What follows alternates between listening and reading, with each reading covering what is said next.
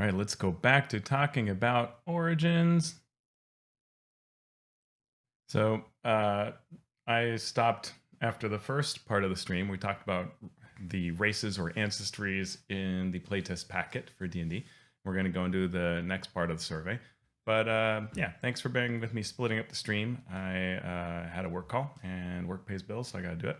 But I'm going to take this pause to say how fun it is that I got this book in the mail. Very cool. Which has an adventure that I wrote in it. So that is from MCDM. You can find that on the MCDM web store. Super cool to see it. The work that everybody did on this book is amazing. Really, really, really cool stuff. So I hope you like that. What else? I think that's about it. Let's go right back into this. So after you get through the races or ancestries, you will get to this general question on what you thought about character backgrounds. And again, you have to have to see all that race ancestry piece. You have to have expressed some opinion in the first part, and this is, I think, similar. If you were to say "don't know, not sure," it'll probably skip this part about it. So you want to express some kind of thought here to be able to additionally say more about the various components, and I think that's true on the next screen too. So how do I feel about it? I don't love it, but you should say how you feel. As I talked about in part one, this is your survey. You share what you think your gaming group says. I also think, by the way, in the comments, if you know that your gaming group feels a certain way, like the majority of your players are all in your home campaign are saying a certain thing, I think it's good to share that as well, right? That our group thinks, our players think, my table thinks. I think that's useful to add into the survey because it carries a little more weight when it's that way. And if everybody disagrees, then fine. Then it's just your opinion and you can share your opinion. That's totally cool. So, okay, let's get into the details of this. So again, we're looking at, on this screen, the what is in the playtest packet itself. And this goes into backgrounds, and it is going to discuss how you build a background. And if you've heard the Mastering Dungeons podcast, we just talked about this recently. It's super interesting because I think that I know what it's trying to do. I like it. But I think it undoes itself. And in just randomly speaking with Sean Merwin on Mastering Dungeons podcast, I at least found what would work for me. What this document does is it says, hey, you can build a background from scratch or customize it. And it basically says, this is what we consider to be the default, is that you should customize it. Now, I don't think the words are strong enough at that. If you instead decide to customize a pre-made background, it's a little wishy-washy. But even if we say that, okay, so I've got this much text that says what I should do for a background, right? And it is, you get ability scores.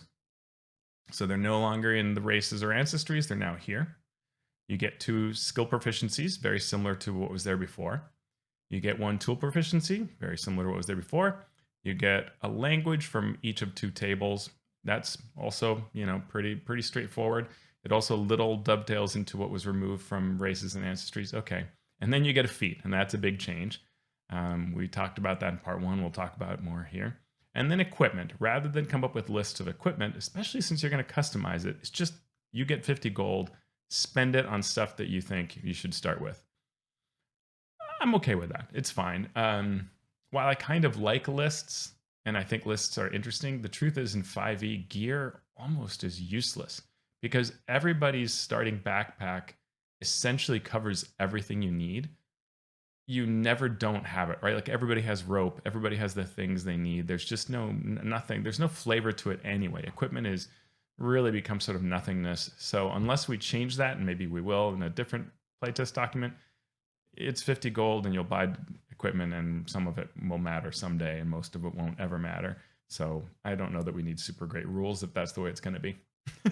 I hope that's okay to say it that way. I don't mean to sound it super terribly. It may be even is great that equipment doesn't matter. Like maybe the game's better that way. I'm not entirely sure. I just know that it has very little import in almost every game I play of 5e, no matter who I play with. So therefore, these rules I don't think are super critical. All right, so let's get into it. And then all of this space, right here I am scrolling this document. These are all sample backgrounds sample backgrounds, and until we get to, here. Um, that's a lot. If you imagine you're a new player, right? And I say, hey, customize your background. Okay. But then what I do is I very quickly, I do tell you these things, but you're going to want to look at the rest of this section because it's right here in front of you. Oh, maybe I should take Acolyte, or maybe I should take Artisan. Suddenly you're reading a whole bunch of stuff. And, that's true of the player's handbook as well, right? I mean, the player's handbook, if you go in and, and I should say this is interesting. Pause here. So the player's handbook, yes, it has a large list of backgrounds, but it's interesting to note that process-wise, it's you're choosing your ability scores, really, your race or ancestry, your class. Then you're getting into personality details and background, and then equipment. So backgrounds are now sort of shifting to be earlier in the process, though it's not clear when. And I think that's interesting. It's probably problematic with regards to the ability scores, but let's take a look. So backgrounds, here we have the rules for customing as well, though it says you might want to tweak features or come up with your own, and sort of says, work with your DM. And then it just presents the list. And if you look at people play 5e, this is what they do. They choose the charlatan, they choose the criminal, they make a choice. And a small number of players will say, hey, I really want to be like a member of the whatever, something special, the so-and-so guild. Could I have these things? And then the DM will say yes. And in fact, in Adventures League play, it's legal to just do that on your own. You don't have to ask any DM. You can just make your own based on the standard expectations. So in some ways, this isn't a big change, but I think that the rules are intending it to be a change, and they're failing to make it a change. It's my opinion. What would I do? I would do a number of things. So one is ability scores. I think that ability scores are so important. And Jeremy Crawford, for example, did a interview once where he said, we can't believe as designers how important they are, because they shouldn't be that big an impact on the game, and yet players treat them that way. Yes, they do. And then here we see just do whatever you want. But if you get a pre-made one, now I'm saying an acolyte gets wisdom and intelligence, and a cultist gets intelligence and charisma, and so on and so forth.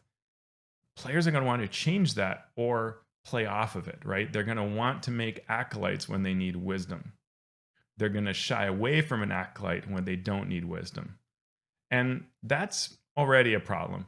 We've just shifted. I mean, yes, the problem with putting them on a race or an ancestry is that it says all of them are this way. So that's one reason why we want them gone from there. But also, it was already a problem, just mechanically speaking, to have players make choices because of this. So I don't think they should be here either, or here. They should really be gone from this step. It's also further problematic that you have a two-step process. You're saying, hey, I'm going to make a cleric. I want high wisdom. I'm going to choose my abilities maybe a certain way. Then I'm going to get to choosing backgrounds. Oh, hey, I'm on this background process. And here on this background step, I'm going to again tweak my abilities. For example, this +1 to intelligence might mean that 15 becomes a 16, and now that gives you a bonus, right? Because even numbers are better than odd ones, unfortunately. So it becomes a disconnect process-wise to have ability scores at a step that you're not doing ability scores or your attributes. So I think that the ability scores really should all be in one place. And let's just not pretend that we're doing it another way.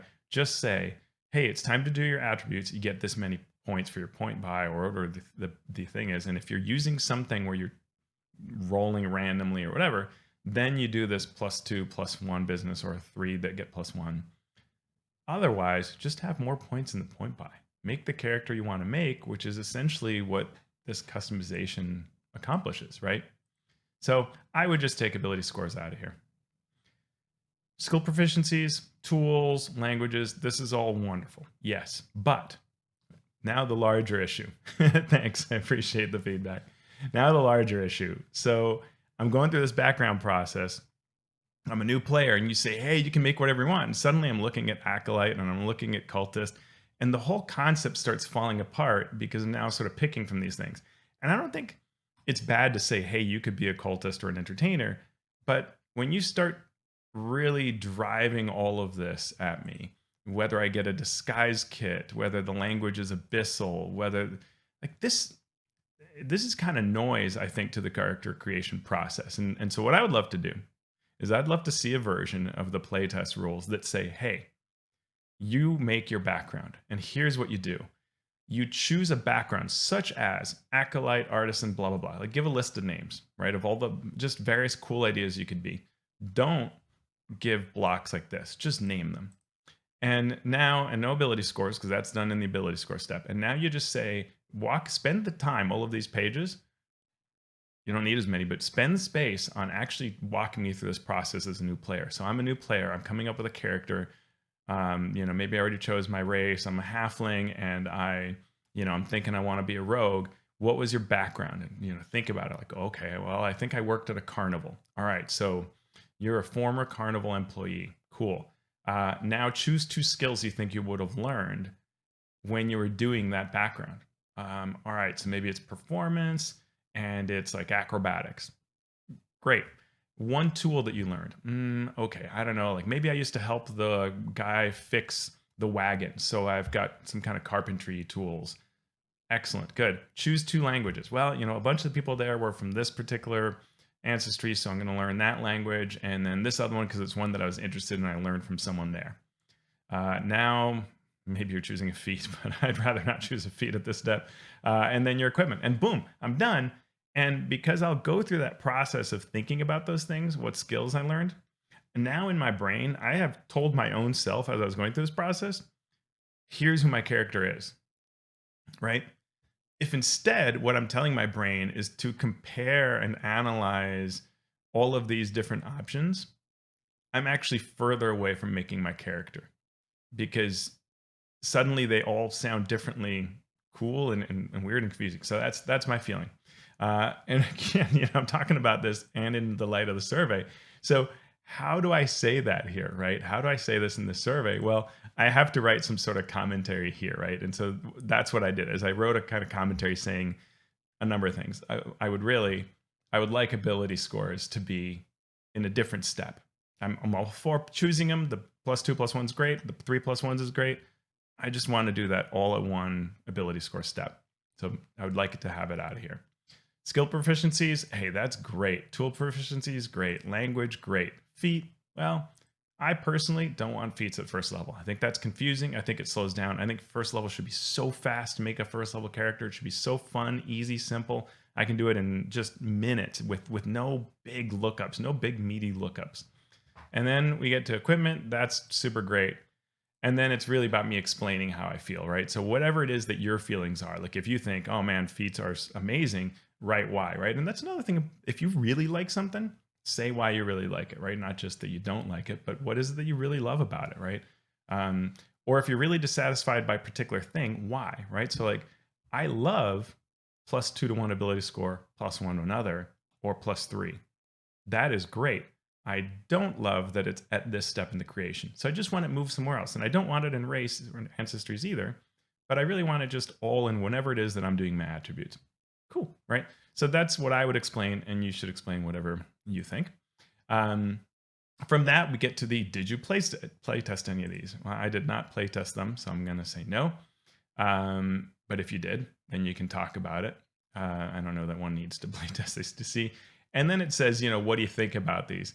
I don't know that any of these are problematic. But I honestly I didn't super read them that closely. So I would probably say I don't know. In my particular case, I don't think this turns anything off in terms of a further step because this is probably all the detail there is to this part of the survey. But maybe you find one that you particularly think doesn't capture the flavor correctly. But to me, if the rules are saying you should be customizing it, then I don't know why all this is here. It should just be this list of names, in my opinion. And that's what I wrote here. Right? That's my personal opinion. Whatever it is that you think and you see, it's cool. By the way, I'm going to take a little pause here and say a quote that I saw today. And let's see if I can remember it. It was something like, playtest your game. And I think it probably meant board games, but it could have been role-playing games. Playtest your game with designers to know what's wrong with your game. Playtest your game with players to know what's right with your game. I thought that was a really interesting comment. I thought that was really cool. So something to ponder. All right, then we get into feats. So we get these, first, I think the question, this is maybe the $10 million question that they're trying to ask. And it's one of those examples of surveys that are asking a question. Is it the question? It's arguable. So do you use feats when playing 5th edition? That's a different question than saying, do you want to always use feats, and do you want feats at first level, right? So again, when I see questions like this on a survey and I don't love the question, I immediately write myself notes if I need to capture these things. I do a lot of like sort of beta testing type things at work and solution design. And so this is my approach to anything I'm sort of seeing for the first time. I quickly make the notes so I don't lose it. So, maybe my answer is always, maybe it's sometimes, whatever it might be, that isn't the end of my desire to provide feedback on feats, right? What feats did I play test? So we get these in the playtest packet. I have not play tested any of them. And then the question, how satisfied are you? Which gets kind of tricky because, well, this is the question at the level of, do I like the alert feat, right? And if you look at these feats, so we'll go past the backgrounds to the feats. So these feats are in fact different than 5th edition feats. Like, let's take a look at this, right? So alert. The current way that alert works in 5e is +5 to your initiative, right? So that's a flat amount. It says you can't be surprised while you're conscious, which is kind of a pain because sometimes adventurers want to say that you're surprised and now they have to be unsaid. Or sometimes, the rules for surprise are already pretty hard it's really hard to surprise people because if a single person is not surprised, then they can tell everybody and they're not surprised. And then nobody gets advantage when they're hidden, and that can be really, really strong. So I don't actually love the alert feat, and it's a very popular one because going first is fun, and these things are just nice, like save you from trouble things. So it's a very obvious take. Now, when you roll initiative, you don't add +5, you add your proficiency bonus to the roll. And you can now swap initiative with someone else who's willing. Very cool. That's neat. You may love it, like super amazing. This is it. I think this is a great fix, or whatever. And so that's fine, right? That's the kind of individual level. For example, Crafter, which is a new feat, I think is very interesting. You get a tool proficiency with 3 different artisans tools. And I'm trying to imagine the campaign where this is really critical, right? Like 3, you already got 1 from your background. So you now are proficient in 4 tools, and this should feel great, I guess. You get a discount of 20% on whenever you buy a non-magical item.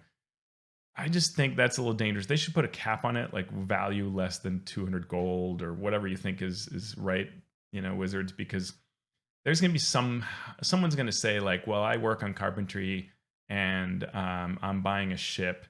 And so I want to buy, this ship and work on it. So I should get 20% off of this 20,000 gold ship. And so I just put some cap on it. That's fine. I also just think this is pretty mild. Like, this just doesn't happen. People aren't buying these kinds of things all the time. So I find it very meh.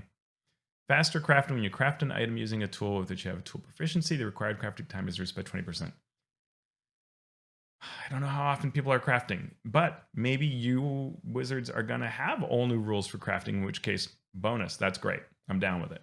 But I don't know that right now. So I would probably rank this one low and say why. I think it's worth telling wizards, what their concerns are. And they may go, oh, well, you haven't seen our new crafting rules, which are going to be, the bomb diggity. So that's why you rated it low, and it's fine.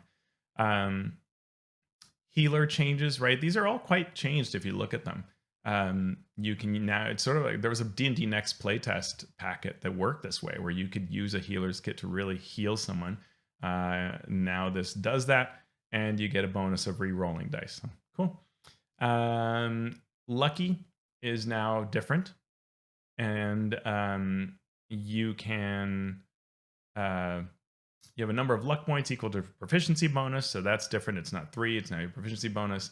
You can re-roll by spending a point, and you can give disadvantage to someone spending a point. So, okay, fine. So again, you can go through all these and decide how much you like them or not. I thought these were usually pretty decent.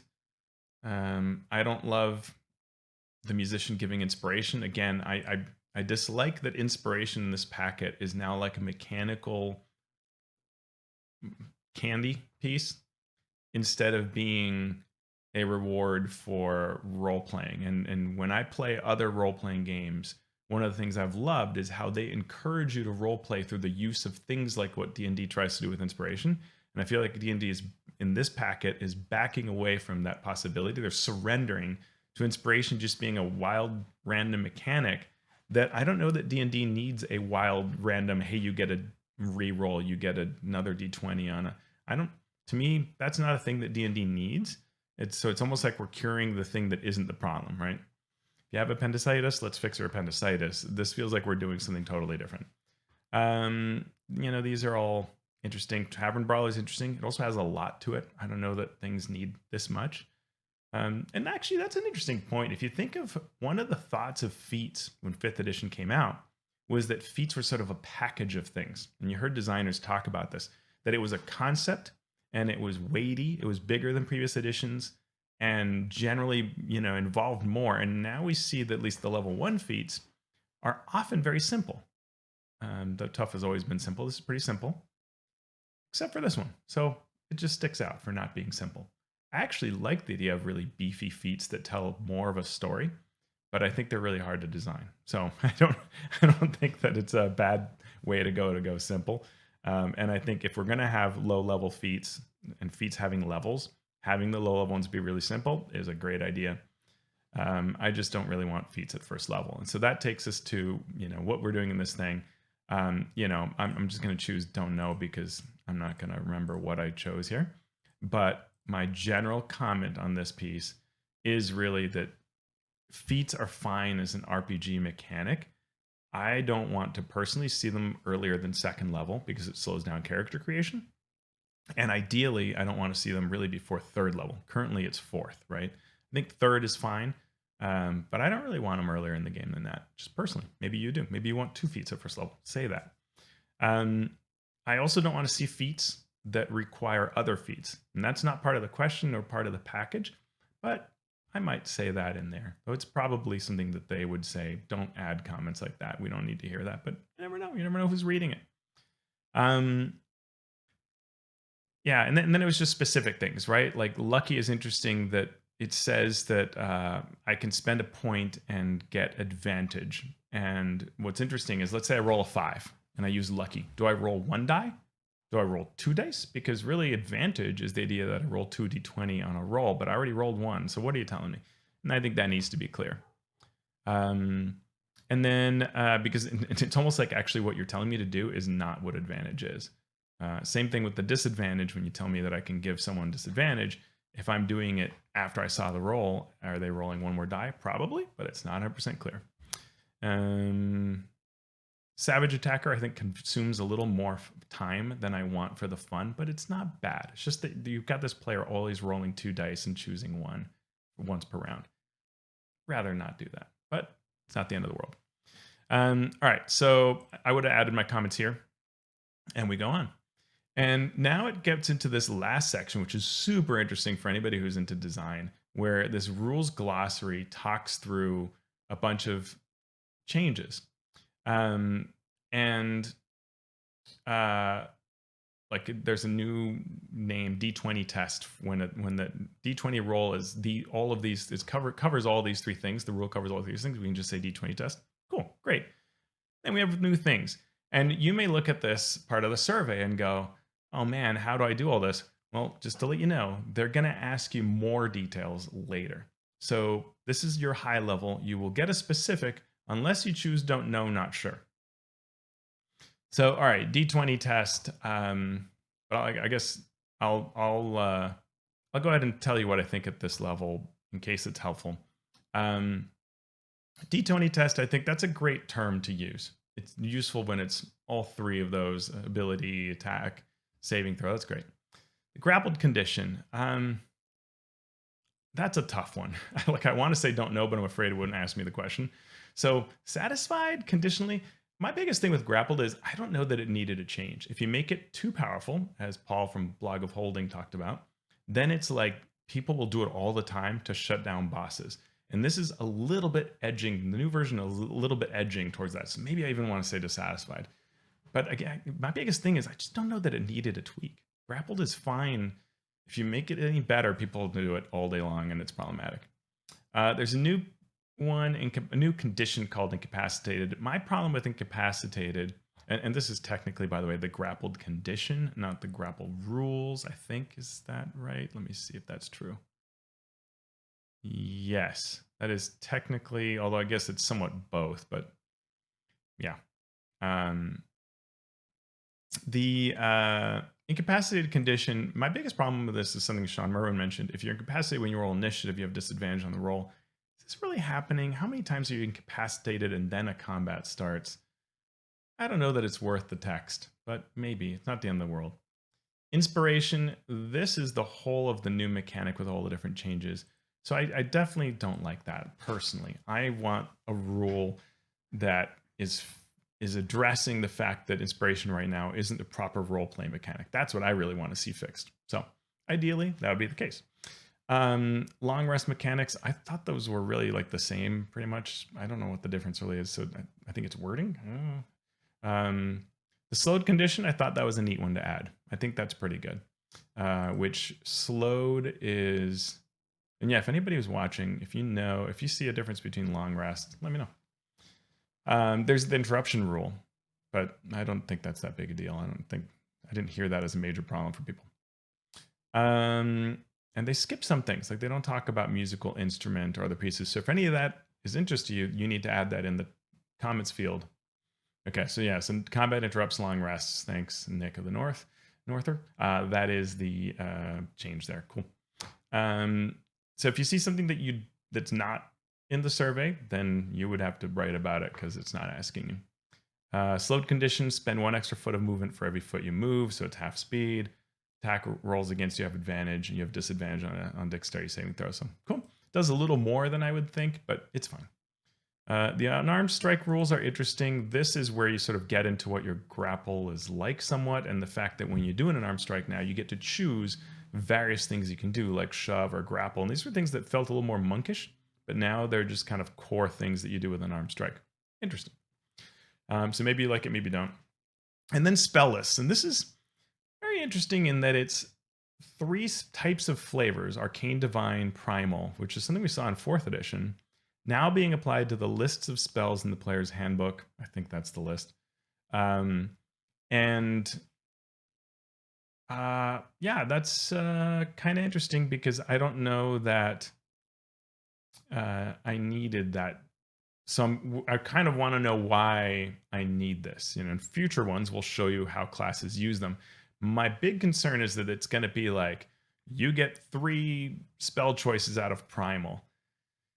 And while I get that, my problem with it is it's great freedom, but it means that people are paralyzed as they read all of these spells. Like, I mean, this is just the first level spells, and you're going to look through all of this to decide whether you want it, because Arcane has all of these spells, and Divine has all of these, and Primal has all of those. And those are just like huge things. And as Sean said on the show, Mastering Dungeons podcast, he was saying, if a sorcerer gets Arcane, do I really want them getting this huge list, or is this something I only want a wizard to get? And so it just, I'm wondering whether this is the right solution. I don't know that I love it. So I wrote some wording about this, in about it. Like, I think it's a fine concept, but I worry about the following things. Here's what I'm thinking about. And maybe that's useful feedback. I hope it is. And then we get to the specific details. So you think you're done. And then it's like, well, actually tell me specifically what I want. So I think it's fine that you wrote a bunch of comments in the previous one. Now you get to give more detail, right? How do you feel specifically on rolling a 1 and the idea that it always fails now? I don't know that I love that. A 20 always succeeds. I don't know that I needed that. I think it was fine for just attack rolls. Critical hits, a monster no longer crits. You are rolling just your base dice, things like that. Yeah, I don't I don't care for that. I certainly didn't see this as a problem, and I think D&D itself, like it's sort of funny. I was watching the Japanese video, really cool promo video they did, filmed in Japan in Japanese for the Japanese market, and it's this awesome video talking about how cool D&D is.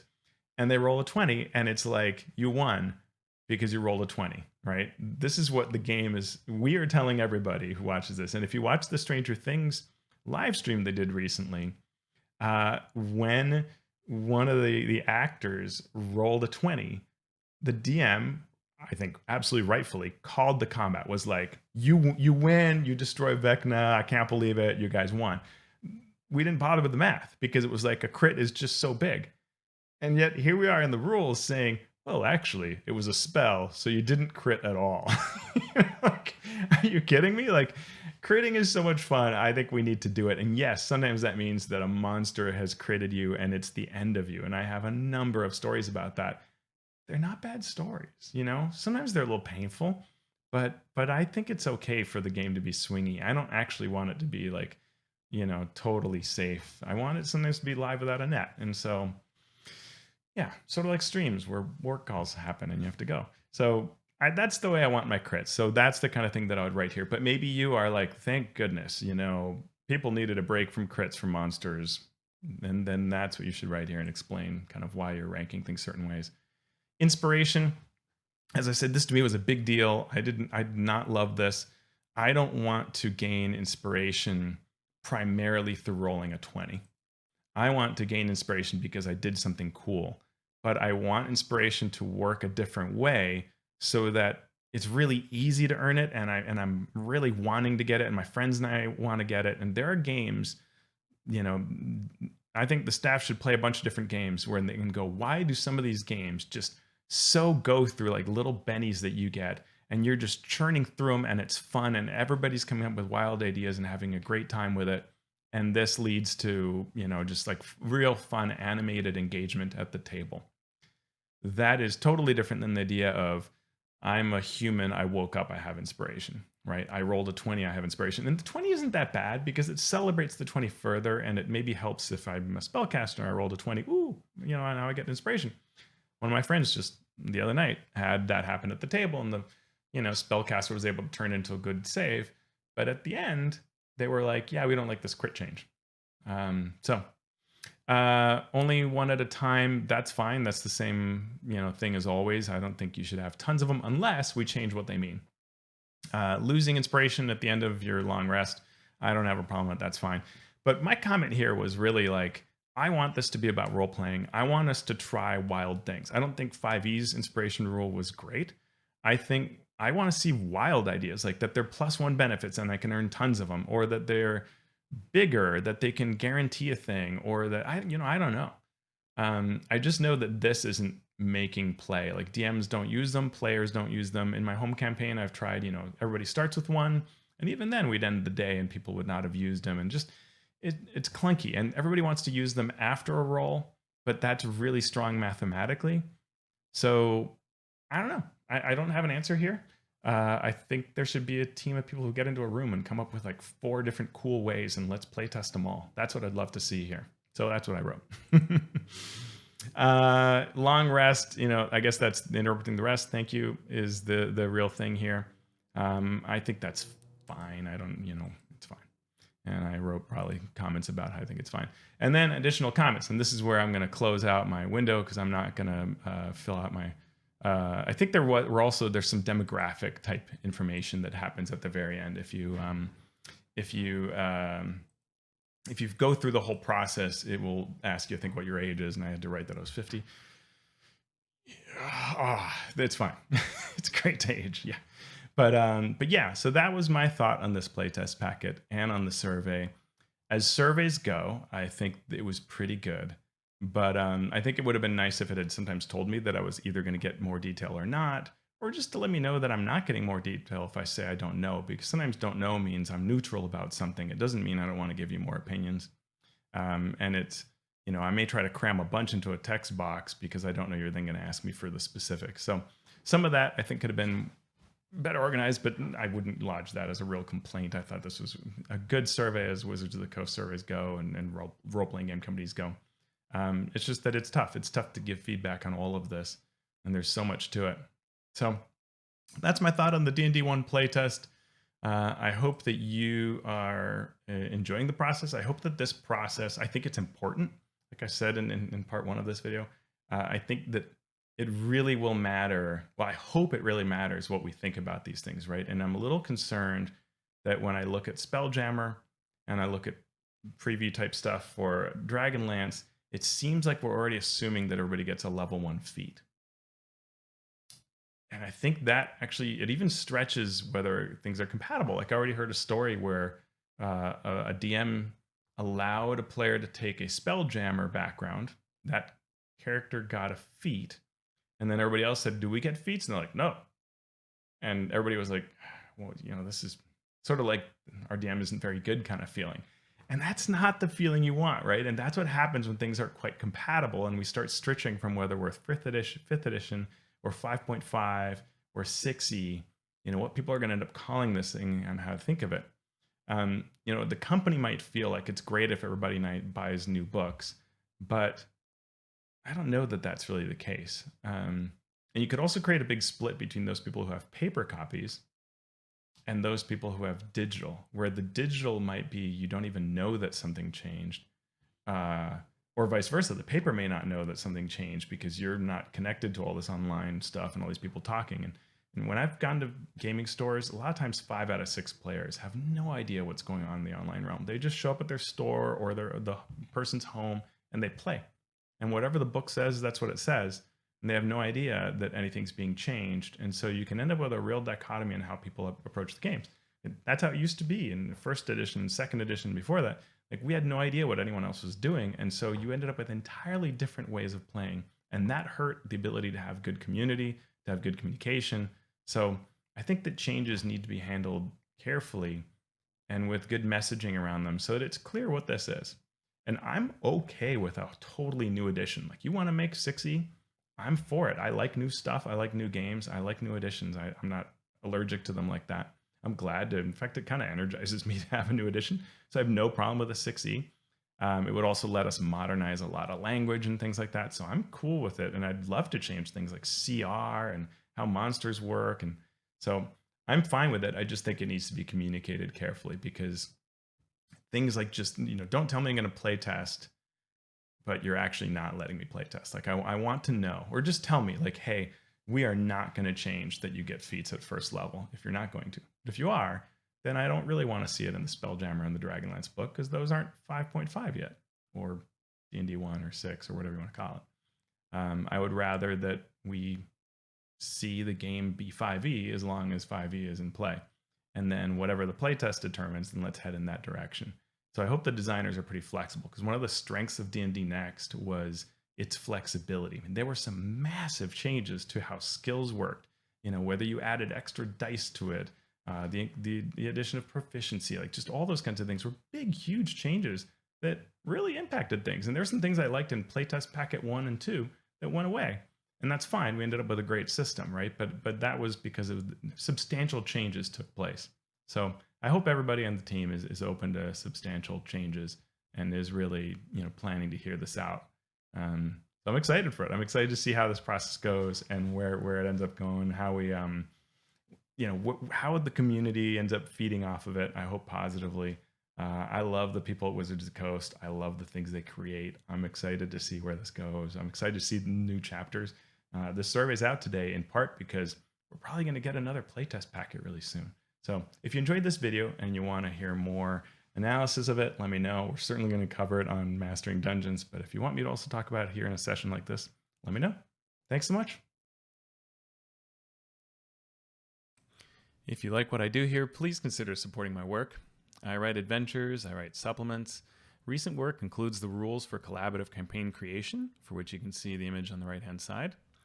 You can get that for free on alphastream.org by signing up for my mailing list. And you will also receive updates for my blog articles. You can also support me by checking out all these other titles I've written. You can find those on thedmsguild.com. A full list of all my creations, from board games to role-playing games, can be found on alphastream.org. Subscribe and you won't miss any updates for my upcoming projects. Thanks so much.